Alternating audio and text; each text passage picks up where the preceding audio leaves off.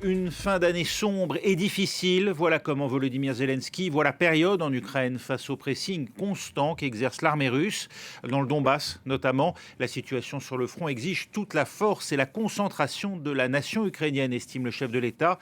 À Kiev, où il s'exprimait hier, on s'inquiète aussi des effets sur les Ukrainiens des coupures de courant à répétition. Elena Voloshin, vous qui êtes sur place pour France 24, l'électricité reste un enjeu pour nombre d'Ukrainiens. Oui, bien sûr, parce que quand vous n'avez pas d'électricité, vous n'avez pas non plus d'eau, vous n'avez pas de chauffage, or les températures sont négatives ici en Ukraine. Cela étant dit, vous pouvez voir sans doute derrière moi en ce moment, Kiev, la capitale, a retrouvé quelques lumières. Je vous parlais il y a quelques jours depuis ce balcon et la ville était totalement plongée dans le noir quasiment. Les électriciens ont pu travailler, les compagnies d'électricité, pour rétablir le courant dans la majorité des quartiers avec toujours des coupures de rationnement. Mais enfin, la situation s'est quand même améliorée tout simplement parce que cela fait une dizaine de jours maintenant que l'infrastructure énergétique de la capitale n'a pas été la cible des frappes longue portée qui avaient débranché le courant. Ceci étant dit, la situation reste quand même très compliquée. Vous le mentionniez, 9 millions d'Ukrainiens privés d'électricité en cet hiver. Il y a Kiev, il y a d'autres grandes villes, il y a aussi les zones rurales. Nous étions par exemple hier dans la région de Kharkiv où l'infrastructure et les habitations sont totalement dévastées pour certains villages par les combats, par plusieurs mois de feux d'artillerie entre les forces russes et ukrainiennes. Et là, évidemment, les électriciens disent qu'ils ne pourront pas rétablir le courant avant l'été prochain. Le ministre français des Armées, lui, sera demain à Kiev. Sébastien Lecornu devrait donner des réassurances au pouvoir ukrainien.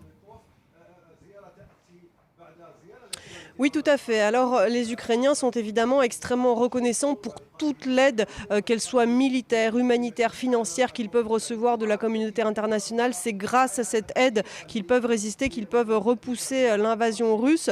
Ils ont un sentiment un petit peu ambigu vis-à-vis de la France, puisque d'un côté, la France aide militairement, affirme aussi son soutien à l'Ukraine, puisqu'elle a déjà livré 18 canons César, elle s'apprête à en livrer 6 à 12 autres pris au Danemark, des missiles, des lance-roquettes, des missiles Crotale aussi courte portée. Donc pour ceci, les Ukrainiens sont extrêmement reconnaissants. Mais d'un autre côté, ils ont un petit peu le sentiment que les Français aident d'une main et voudraient peut-être éduquer de l'autre, puisque ces propos d'Emmanuel Macron sur le fait qu'il ne fallait pas humilier Vladimir Poutine, qu'on ne pouvait pas ne pas dialoguer avec un tel président que lui, eh bien ces propos ici en Ukraine, ils passent très mal. Les Ukrainiens redoutent un peu que la France serait prête à les pousser, les Ukrainiens, à des négociations avec la Russie, malgré le fait qu'aujourd'hui, les Ukrainiens veulent récupérer la totalité de leur territoire, ne sont prêts à aucun compromis sur le Donbass et la Crimée. Donc le sentiment vis-à-vis de la France est un petit peu plus ambigu que vis-à-vis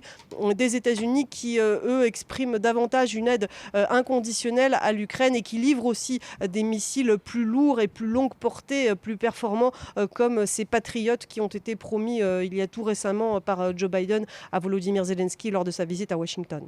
Merci Elena Voloshin avec nous en direct de Kiev. Et puis